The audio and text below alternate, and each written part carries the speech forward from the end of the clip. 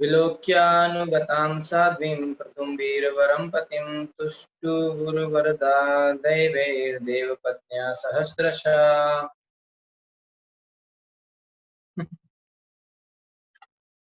विलोक्य देखकर अनुगताम पति के बाद मरते साध्वी पतिव्रता स्त्री को पृथुम राजा पृथु की वीरवरम परम योद्धा पतिम पति तुष्टु स्तुति की वरदा वर देने में समर्थ वरदायिनी देवई देवताओं के साथ देव पत्नियां और देवताओं की पत्नियों ने सहस्त्रशः हजारों महान राजा पृथु की पतिव्रता पत्नी अर्ची के इस वीरतापूर्ण कार्य को देखकर हजारों देव पत्नियों ने प्रसन्न होकर अपने पतियों सहित रानी की स्तुति। कौन सा काम कि वो किस तरीके से जो है अपने पति के चरणों का ध्यान करते हुए और उस आग में चली गई। ठीक है, एंटर अग्नि की ज्वाला में प्रवेश कर गई। गुरु तो सभी ने उनकी तारीफ की। गुरुवत्या कुसुमासारम तस्मिन् मंत्र सानुनी नदस्वरम कमरतुर्येषु गृह्णन्ति स्म परस्परम। गुरुवत्या करते हुए कुसुम आसारम फूलों की वर्षा तस्मिन् उसमें मंदर मंदर पर्वत की सानुनी चोटी पर नदत्सु बजते हुए अमर सूर्येश देवताओं के नगाड़े की धुनी गणंती से बातें कर रहे थे परस्परम एक।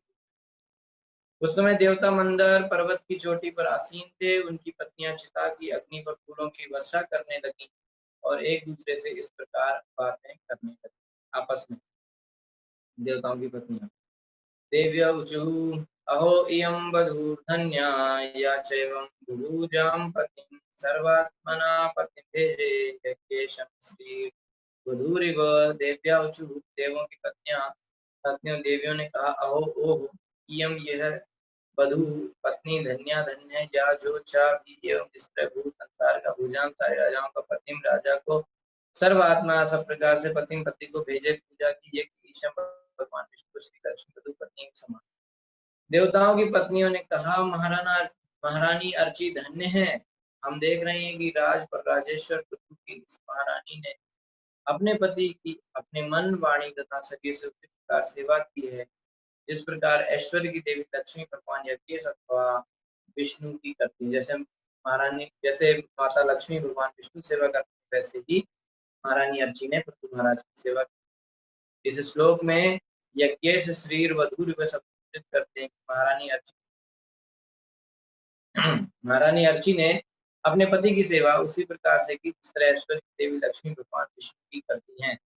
हम इस संसार के इतिहास में भी देख सकते हैं कि जब भगवान कृष्ण जो परम विष्णु हैं द्वारका में राज कर रहे थे तो कृष्ण की पटरानी रुक्मिणी अपने हाथों से भगवान की सेवा करती थी। यद्यपि उनकी सहायता के लिए हजारों दासियां रहती थी। बहुत सारी दासियां हैं वहां पर द्वारका में वैकुंठ में, पर फिर भी लक्ष्मी या रुक्मिणी भगवान की सेवा स्वयं करती हैं। ठीक है, तो इसी प्रकार वैकुंठ लोक में लक्ष्मी जी स्वयं नारायण की सेवा करती हैं। यद्यपि भगवान की सेवा के लिए हजारों भक्त रहते हैं। बहुत सारे लोग हैं वहां पर भगवान की सेवा जो कर सकते हैं, लेकिन लक्ष्मी जी स्वयं भगवान के चरण दबाती हैं, स्वयं उनकी सेवा स्वयं करना पसंद करती हैं। ठीक है, और देवताओं की पत्नियां भी ऐसा ही करती हैं। और पुराने जमाने में सारे मनुष्यों की पत्नियां भी ऐसा करती थी पुराने जमाने में। ठीक है, वैदिक सभ्यता में स्त्री तथा पुरुष मानव निर्मित तलाक जैसे कानून से गलत नहीं, तलाक कोई डाइवोर्स नहीं होता था।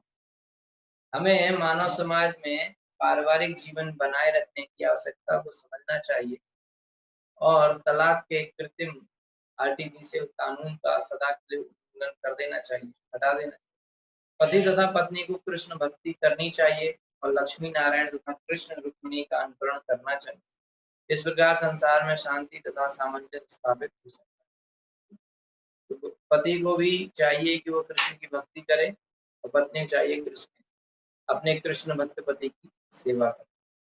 ठीक है, आजकल सब ऐसे ही चलता है, ना तो पति कृष्ण भक्त है ना पत्नी कोई सेवा करती है। ठीक है, यहाँ बता रहे हैं कि हजारों सेवक हैं वहां पे, हजारों दासियां हैं, पर फिर भी लक्ष्मी जी स्वयं सेवा करती हैं, रुक्मिणी जी स्वयं कृष्ण की सेवा करती हैं, अर्ची महारानी अर्ची स्वयं पृथु महाराज की सेवा करती हैं।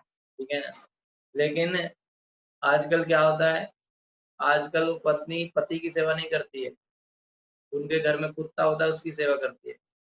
मान लो पति घर से ऑफिस से आया तो नौकर से कहेगी कि साहब को खाना खिला दो क्योंकि मैं कुत्ते को खिला रही हूँ। वो अपने हाथ से कुत्ते को खाना खिलाती है और पति को उसका नौकर खाना खिलाता है। ऐसा नहीं चलेगा, खुद सेवा करने से प्रेम बढ़ेगा। ठीक है, और पति को भी चाहिए कि जैसे महाराजा पृथु ने आदर्श स्थापित किया उसी तरीके से पत्नी की सुरक्षा, उसकी सुख सुविधा का ध्यान रखे और साथ ही साथ उसको भक्ति में आगे बढ़ाने का ज्ञान भी।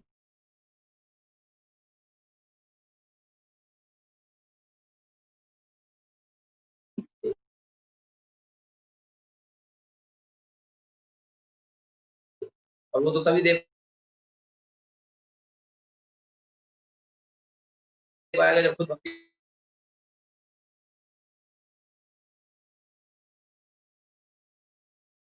अर्चिर अर्चिर ऐसा यह अवश्य वर्जती जा रहे पुत्र प्रभु पतिम पति सती सती पश्चात जरा देखो तो आसमान हमको अति ऊपर से पार करके लांग कर अर्ची अर्ची विभावेन अकल्पनीय कर्मणा कार्यों से।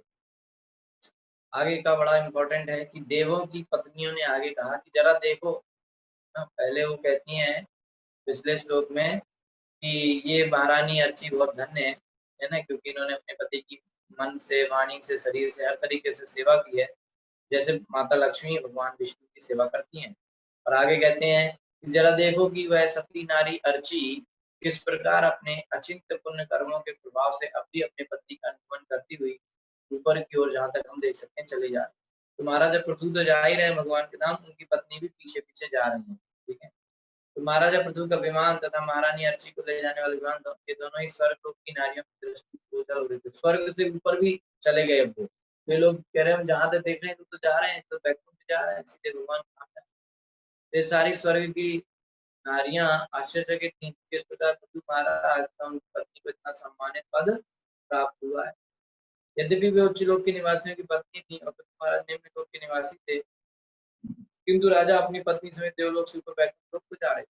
वो लोग तो वैसे भी ऊपर रहते हैं स्वर्ग लोक, ये पृथ्वी पर रहते थे, तो फिर भी अब तो वो उनसे ऊपर वैकुंठ की तरफ जा रहे हैं, तो लोग देख रहे हैं कि अरे यार ये तो हमसे ऊपर जा रहे हैं। ऊपर की ओर ऊर्ध्वम सल्पात्मक जो नारियां बातें कर रही थी वे चंद्रमा, सूर्य से लेकर ब्रह्मलोक या सर्वोच्च लोक, ब्रह्मलोक के ऊपर दिव्य आकाश है और उस आकाश में असंख्य वैकुंठ लोक हैं।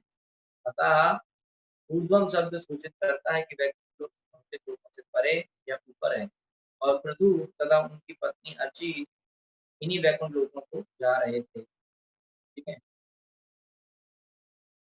यहाँ ब्रह्म लोक है और ये आध्यात्मिक लोक है इसके ऊपर पूरा।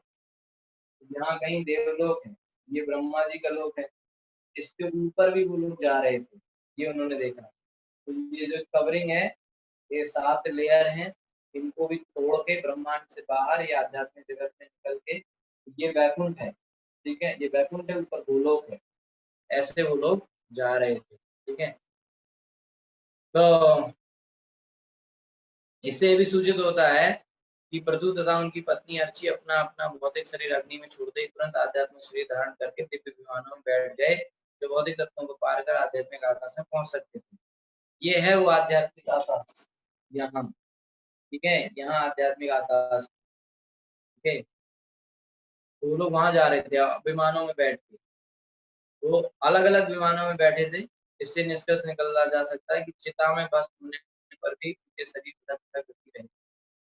दो व्यक्ति थे, अलग अलग विमान में गए, इसका मतलब है कि मुक्ति होने के बाद भी वो अलग अलग ही रहेंगे, वो एक साथ सब नहीं मिल जाएंगे। ठीक है, दूसरे शब्दों में कई बार लोगों को लगता है ना कि मुक्ति के बाद सब बस सब खत्म हो जाएगा और सब एक ही में मिल जाता है, ऐसा कुछ नहीं होता।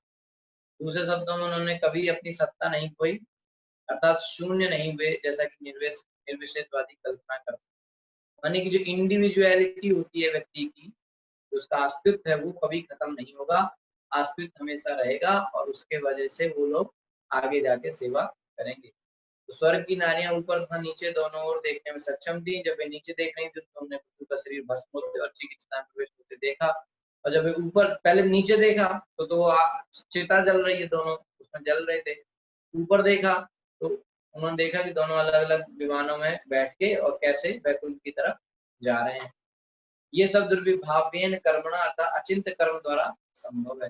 पृथु महाराज तो शुद्ध भक्त थे और उनकी पत्नी अर्ची केवल अपने पति का अनुगमन करती थी, अतः दोनों शुद्ध भक्त माने जा सकते हैं, जिससे वे अचिंत्य कर्म करने में सक्षम थे।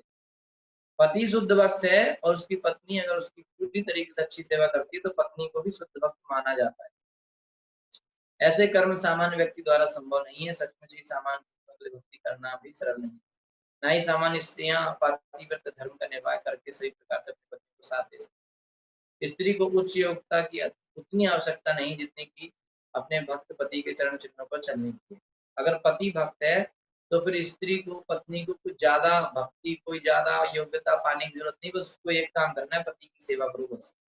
और जो पति को रिजल्ट मिलेगा वो तो शुद्ध भक्त है, तो उसको तो वैकुंठ मिलेगा, तो पत्नी को भी वैकुंठ मिलेगा ऑटोमेटिकली, ये होता है।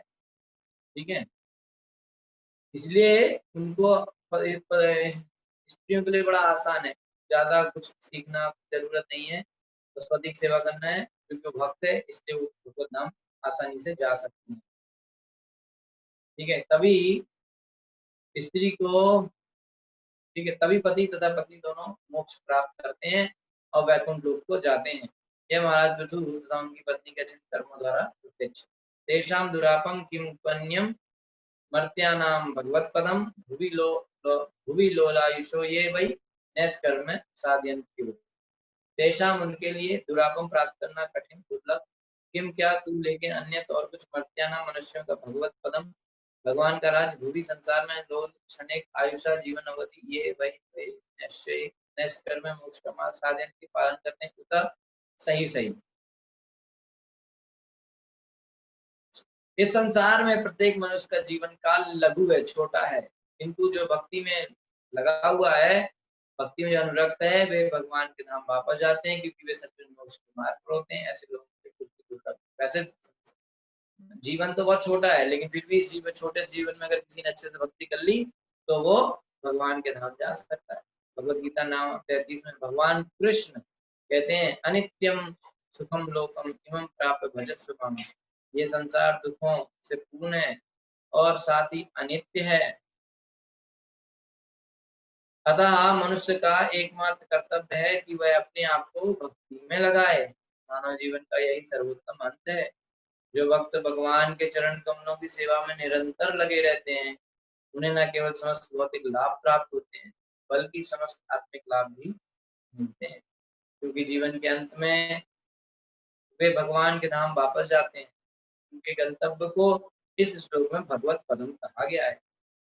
पदम शब्द का अर्थ है धाम तथा भगवत का अर्थ है भगवान का। इस प्रकार भक्तों का गंतव्य धाम भगवान का धाम है।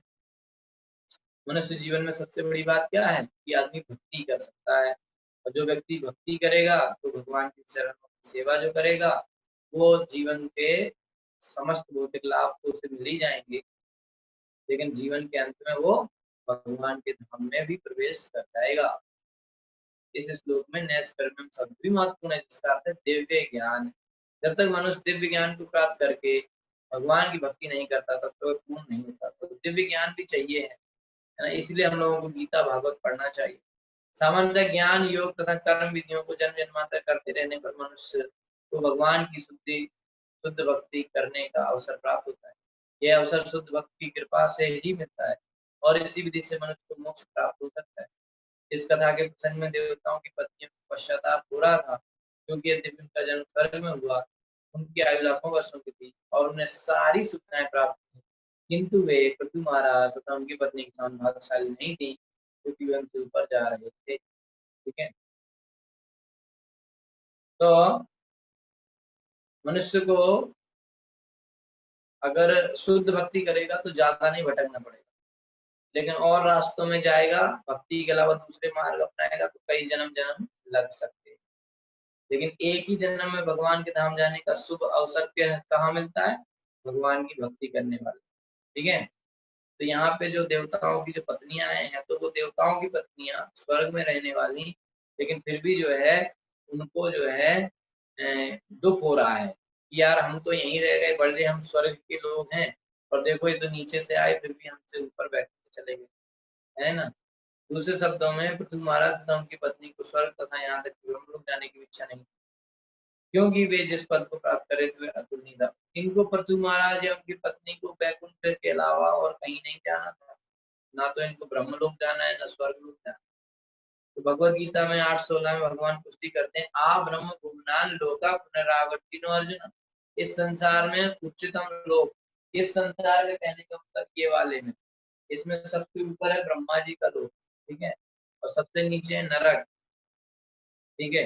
लेकिन ऊपर भगवान क्या कहते हैं, ऊपर से लेकर नीचे तक सब क्या है, दुख के स्थान है, जहाँ पुनरावर्तन और जहाँ जन्म का चक्कर लगा रहता है, बार बार वहां आना पड़ता है। कहीं भी पहुंच जाओ इस ब्रह्मांड के अंदर, कहीं भी पहुंचो, ये भौतिक जगत में कहीं भी पहुंच जाओ, बाद में यहीं पे जन्म मृत्यु का चक्कर लगता रहे। जब तक भगवान के धाम ऊपर नहीं पहुंचेंगे तब तक जन्म मृत्यु से नहीं बचेंगे। दूसरे शब्दों में यदि कोई उच्चतम ब्रह्मलोक को भी जाता है तो उसे पुनः जन्म तथा मृत्यु कष्ट में लौटना पड़ता है। भले ब्रह्मा जी की लोक में पहुंच जाए लेकिन फिर भी नीचे आना पड़ेगा, ठीक है। इसलिए भगवान भगवत गीता में बहुत बलपूर्वक कहते हैं, कृष्ण तेतम भुक्त्वा स्वर्ग लोकम विशालम क्षीणे पुण्य मर्त्य लोकम। इस प्रकार जब वे स्वर्ग का इंद्रिय से भोग लेते हैं तो इस मृत्यु लोक में पुनः वापस आ जाते हैं। स्वर्ग में गए कुछ दिन के लिए, आराम से रहे, जितना प्रीपेड था खत्म हो गया, तुरंत नीचे आ जाते हैं, ठीक है। तो इस प्रकार पुण्यों के पूरे पूरे हो जाने पर मनुष्य को पुनः अधोलोक में आना पड़ता है और फिर से पुण्य कर्म शुरू करने पे, ऊपर पुण्य खत्म, नीचे जाएगा, फिर से करेगा, फिर ऊपर जाएगा, पाप करेगा, नीचे जाएगा, ठीक है। इसलिए श्रीमद् भागवत में कहा गया 1:5-12 में नैस कर्म्य भाव वर्जितम, जब तक भगवत भक्ति प्राप्त न हो जाए मुक्ति का मार्ग सुरक्षित नहीं, सिवाय भक्ति के और कोई रास्ता मुक्ति नहीं जा सकता। यदि कोई निर्गुण ब्रह्म ज्योति को प्राप्त कर भी ले तो भी बहुत आगे भावना बनती रहती है। ये कहते हैं निर्गुण ब्रह्म, यानी कि जो उजाला, ये जो लाइट है इसे कहते हैं निर्गुण ब्रह्म। ये जो अंदर है ये है धाम, यहाँ पे सब एक्टिविटी, यहाँ पे लोग हैं, सेवा चल रही है, सब कुछ हो रहा है। यहाँ कुछ नहीं, यहाँ सिर्फ लाइट है, तो कई लोग यहीं तक जा पाते हैं, तो जो यहाँ जाते हैं वो वापस भी गिर सकते हैं, ठीक है। तो यदि ब्रह्म ज्योति से नीचे गिरना संभव है तो फिर सामान्य योगियों तथा कर्मियों का क्या कहना है, जो केवल उच्चतर भौतिक लोगों तक उठ पाते हैं। तो जब यहाँ से व्यक्ति गिर सकता है तो अंदर वाला तो वैसे ही गिर जाएगा, ठीक है। तो यदि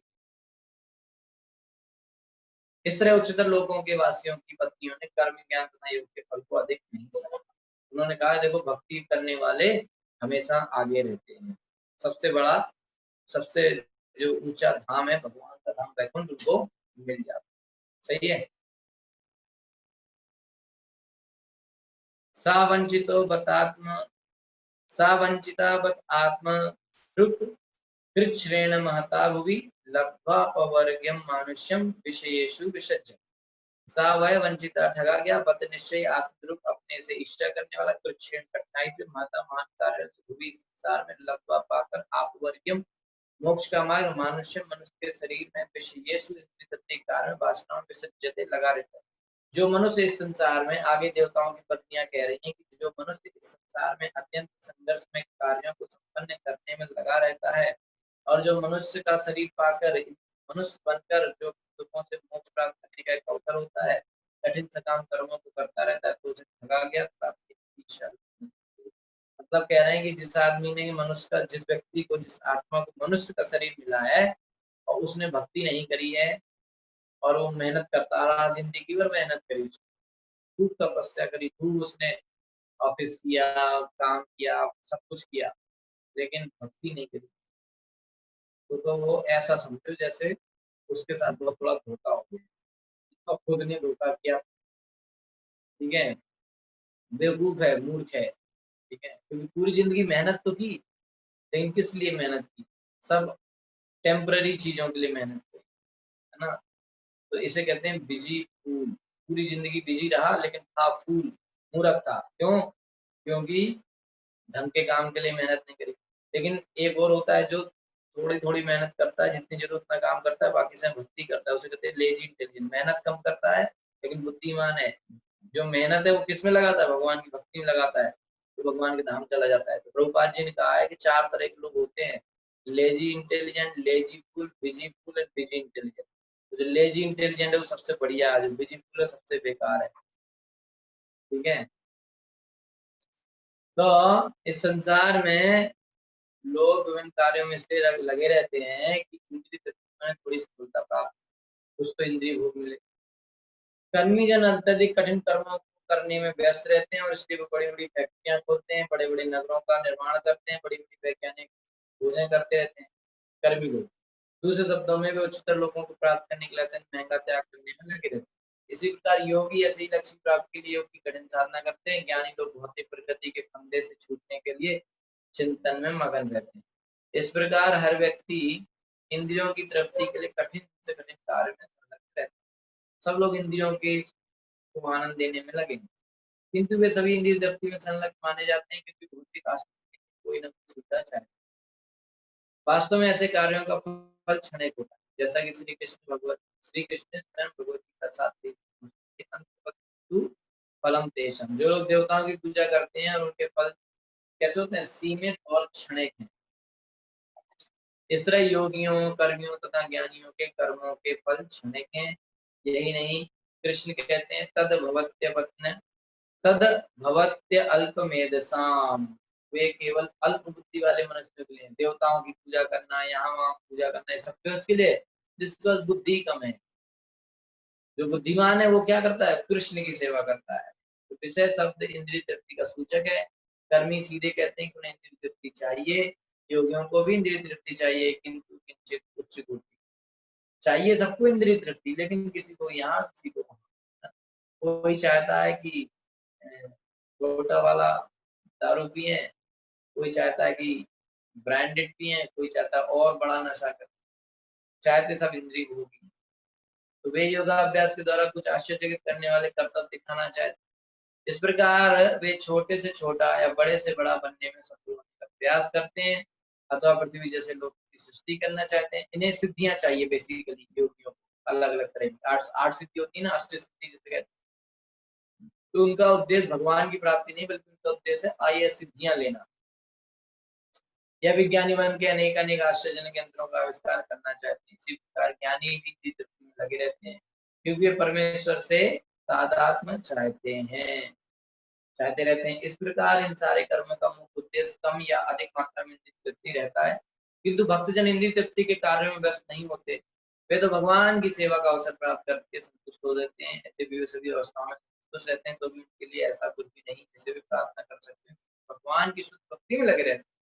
वैसे भक्तों को कुछ नहीं चाहिए, वो तो भगवान की सेवा में करते में लगे रहते हैं, लेकिन उन्हें कुछ चाहिए नहीं, जितना मिल गया उतने में संतुष्ट रहते हैं। पर फिर भी उनको किसी चीज की कमी नहीं रहती, भगवान उनको हर चीज उनको प्रदान करते हैं। भगवान ने गीता में कहा, ये अच्छे में कहानी जो है मेरे भक्त पास, मैं उसकी रक्षा करता हूँ, और जो नहीं है उसको मैं लेके आता हूँ पर्सनली।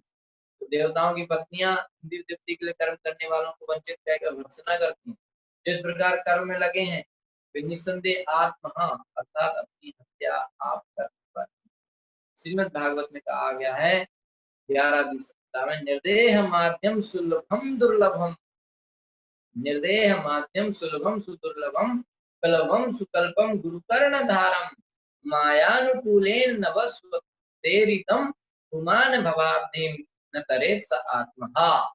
जब मनुष्य जब मनुष्य को कोई विशाल सागर पार करना होता है, तो उसे एक अच्छी मजबूत नाव की आवश्यकता होती है।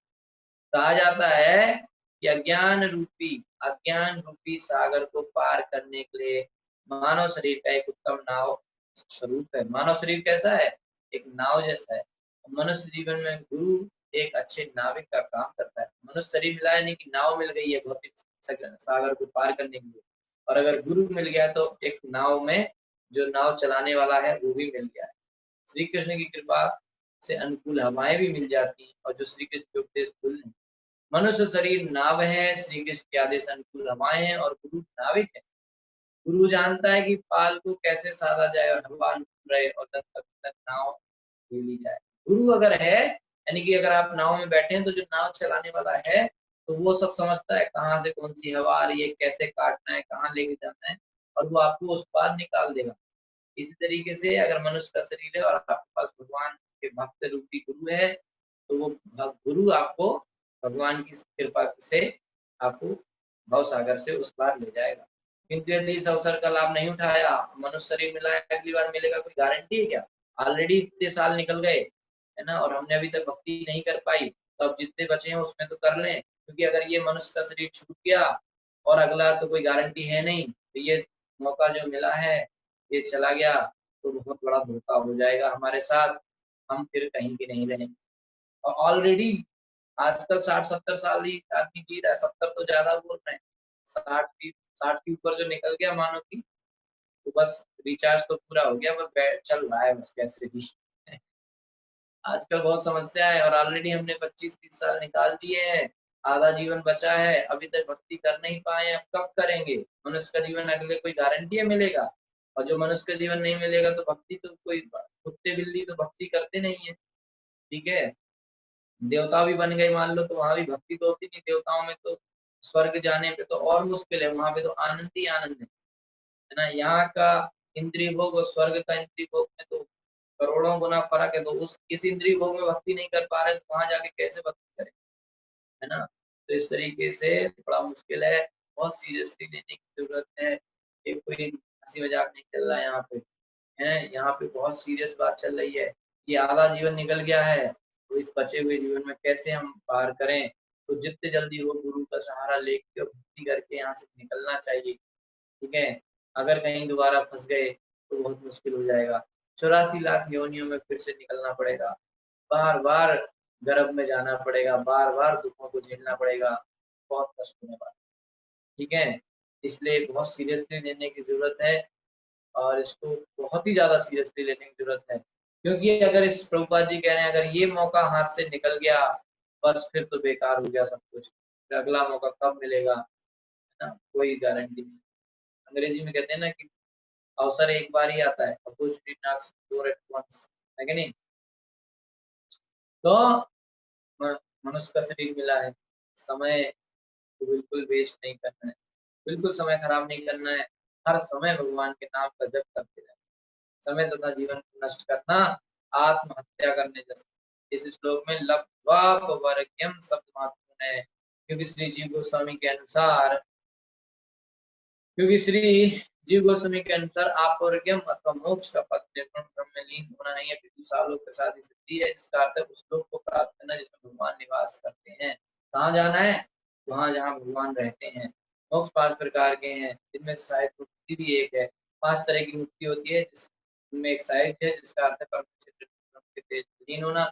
सहज मुक्ति का मतलब इस ब्रह्म प्रकाश में जाना, ठीक है?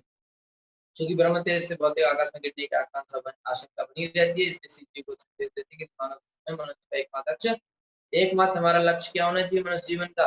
भगवान के धाम वापस जाना। स वंचिता सूचित करते हैं कि एक बार मनुष्य जीवन प्राप्त कर लेने पर यदि वह भगवान के धाम वापस जाने की तैयारी नहीं करता तो समझो उसके साथ बहुत बड़ा धोखा हुआ है, उसको कोई ठग के ले गया। मनुष्य शरीर मिला था फिर भी भक्ति नहीं करी, भगवान के धाम नहीं जा पाया, माने उसको किसी ने बहुत बुरी तरीके से ठग लिया है, धोखा हो गया है ना? समस्त माने आपसे कोई आपका सारा पैसा छीन गया और आपको कुछ नहीं मिला। समस्त अभक्त भगवान के धाम वापस जाने की इच्छा न रखने के कारण सोच है कि मनुष्य भक्ति करता है, अन्य किसी कार्य के लिए नहीं मिला, ठीक है? मनुष्य जीवन में सिर्फ भक्ति करनी चाहिए। मैत्रेय उवाचा स्तुवती समरस्त्रीषु पतिलोकं गता वधू यं वा आत्मविदां दुर्यो वैन्य प्रापाचिताश्रया। मैत्रेय उवाचा, मैत्रेय ऋषि ने कहा,